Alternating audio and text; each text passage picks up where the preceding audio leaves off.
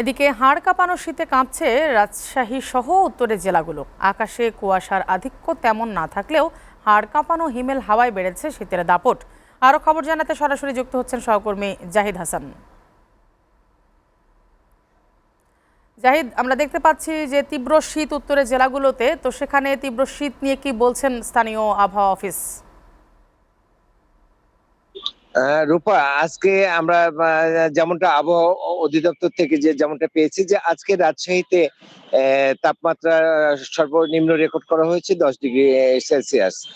অথচ দুদিন আগেই কিন্তু তাপমাত্রা 7 ডিগ্রিতে নেমে এসেছিল।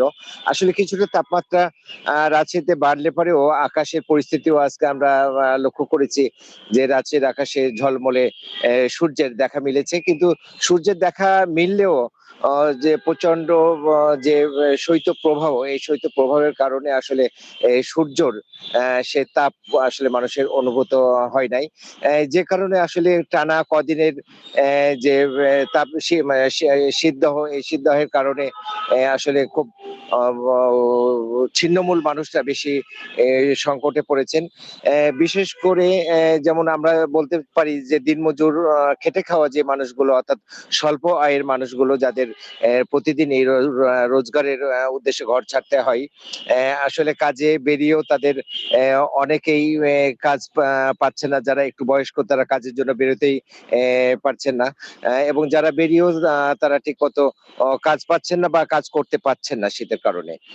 আমরা দেখেছি যে রাজশাহী মহানগরীর যে স্কুল গুলো, অর্থাৎ শিক্ষা প্রতিষ্ঠানগুলো, শুধু রাজশাহী মহানগরীর শিক্ষা প্রতিষ্ঠান নয়, এটি আমাদের বিভিন্ন উপজেলাগুলোতেও এই শীতের কারণে এখানে আশঙ্কাজনক হারে কিন্তু কমেছে শিক্ষার্থীদের উপস্থিতির সংখ্যা।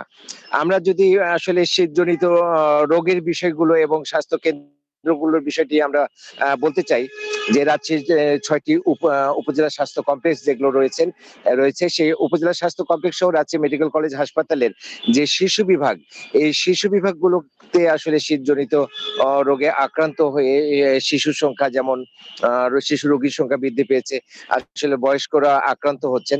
তো এই বিষয়ে যেটা স্বাস্থ্য বিভাগের পক্ষ থেকে বলা হয়েছে, অর্থাৎ রাজশাহী সিভিল সার্জন আমাদেরকে বিশেষ করে জানিয়েছেন যে আসলে শীতের যে বর্তমান পরিস্থিতিটা, এই পরিস্থিতি মানে আগাম বার্তা কিন্তু সকলের কাছেই ছিল, সেজন্য তাদের আগাম একটা প্রস্তুতি থাকার কারণে যে চিকিৎসা দিতে যে হিমশিম খাওয়ার যে বিষয়টি, এমনটি কিন্তু ঘটছে না।